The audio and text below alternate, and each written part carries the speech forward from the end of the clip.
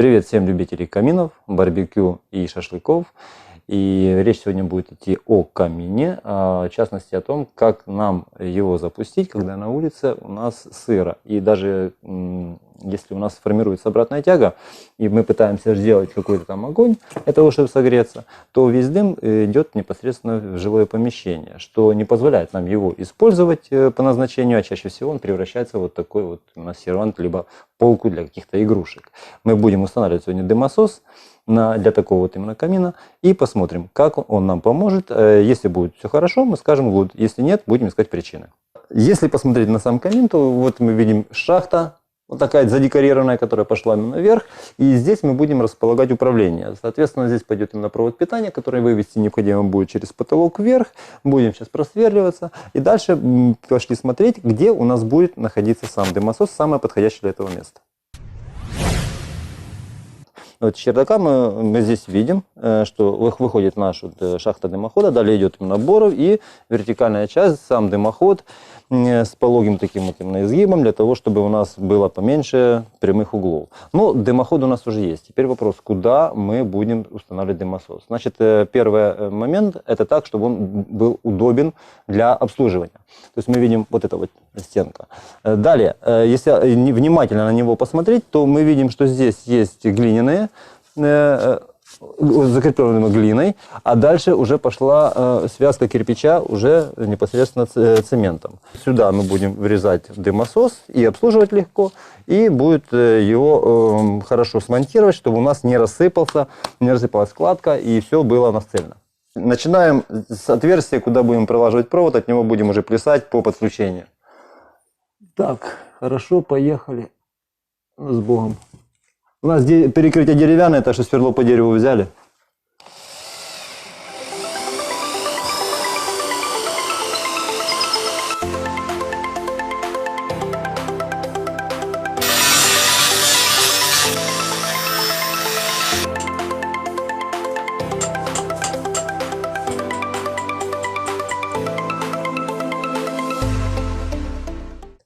Ну, теперь самое интересное. Какой тип дымососа мы поставим на такой кирпичный дымоход? Мы делали обзоры ранее, где показывали дымососы разные. Это для труб, для цилиндрических таких с посадкой, где вырезается вот такой проем и вставляется вот такой вот дымосос накладной. А вот для прямых поверхностей, это будет у вас прямоугольный там какой-то из металла сделан там дымоход, либо это кирпичный вариант будет, то мы видим, что здесь у нас плоская поверхность, и мы заводим как раз дымосос с этим вот направляющим вот гусаком внутрь. И вот так он у нас будет расположен. Функционально практически все то же самое. У нас идет всасывание через вот это вот отверстие, там где находится сам дымосос. Он, вращаясь, разгоняет и создает центробежное ускорение. Опять-таки, все делается по улитке, направляет по гусаку, устремляет воздух с давлением вдоль дымохода вверх. И тогда у нас создается разрежение в нижней части, соответственно, у нас появляется тяга. То есть, вот таком еще раз исполнение у нас и должен работать наш дымосос, и, соответственно, должен камин тоже работать. Сперва мы сделали разметки и посадили вот такие вот пластиковые пробки под крепление дюбелями. Это глина-песчано-асбестовая смесь. Почему мы сделали вот такой вариант уплотнения? Не всегда кирпичная кладка, она ровная у вас. Она есть шероховатость, где-то кирпич больше, где-то меньше, да, кто как кладет. Ну, кому как повезет с мастером, либо сам делает. И тогда нам вот эти зазоры очень долго придется замазывать вот этим каким-то силиконом. Просто берем по классике, как сделано вот, нижняя часть нашего дымохода. Опять-таки на той же самой смеси. Мы то же самое делаем вот такой вот замазку. Это будет основа для того, чтобы мы посадили наш дымосос на дымоход. Все, готово, поехали. Заводим. Вот сюда.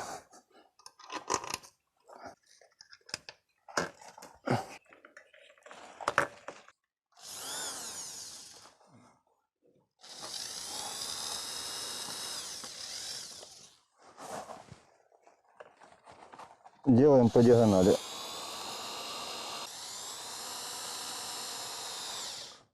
Сильно не зажимаем, чтобы не деформировать пластину. Есть. Все уже на месте. Осталось теперь только дозамазать те щели, которые там остались.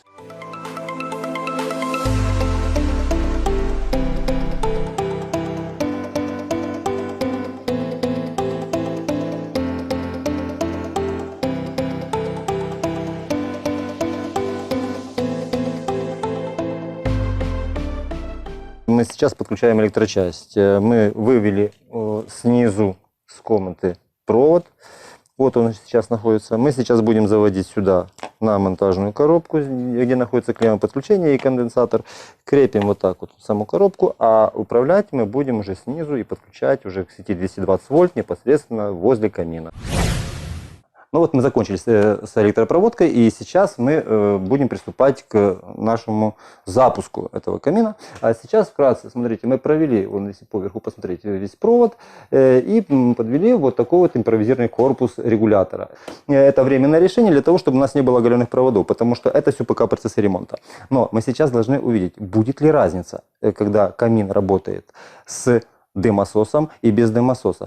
Да, я только что чуть не забыл, очень важный момент. Для того, чтобы понять, в каких условиях будет сейчас работать наш камин, я вам хочу сейчас показать, какая у нас погода.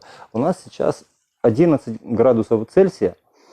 Вот, и сейчас только что прошел у нас дождь. То есть давление достаточно низкое, и в таких условиях все котлы и камины, как правило, они дымят, и то есть нету тяги. Сейчас мы берем и начинаем разжигать наш камин без дымососа.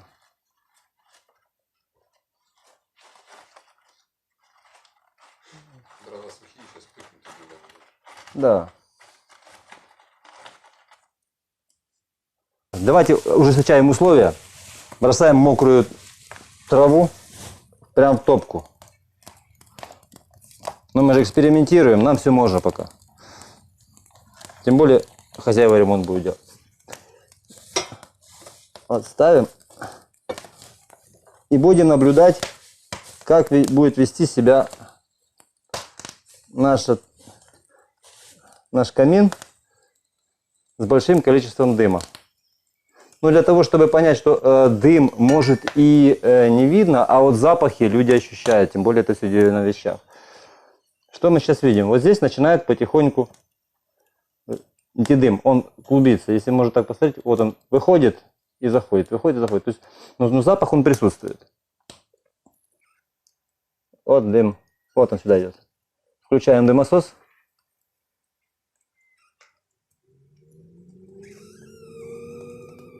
Есть такой звук вентилятора, он присутствует. Но то, что мы сейчас видим, что дымосос вытягивает. И мы его поставили через, смотрите как, пошел дымоход прямо, был поворот, потом еще сюда ко мне поворот, и потом только понятно. То есть у нас было колено, второе, 3 колена было у нас на дымоходе. И мы поставили в самую вертикальную часть, поближе к выходу, вертикальному выходу самого дымохода, для того, чтобы было меньше этих сопротивлений, когда делает напор сам вентилятор. Чтобы он не делал перед собой никаких там завихрений, сам себя не душил. Мы ему даем установку на финишной прямой, то есть прямо перед выходом. Так и температуры меньше для дымососа, и он не будет испытывать таких больших температур на корпусе. Тем более, что дымосос у нас еще имеет термореле, которое является предохранителем от перегрева. Но в таких условиях оно нам, в принципе, и не понадобится. А сейчас то, что мы видим, что дымососы можно ставить с успехом не только на котлы пеллетные, твердотопливные, там, и там, газовые, любые другие котлы, но точно так же они отлично подходят и для каминов. Но есть одна маленькая ремарочка: для барбекю все-таки есть и несколько иные решения, о которых мы чуть-чуть попозже в видео обязательно вам сообщим. И до скорых встреч. Спасибо, что были с нами, смотрели наши видео. И всем пока. Отлично вылетает дым. Просто изумительно вылазит. Теперь ключа.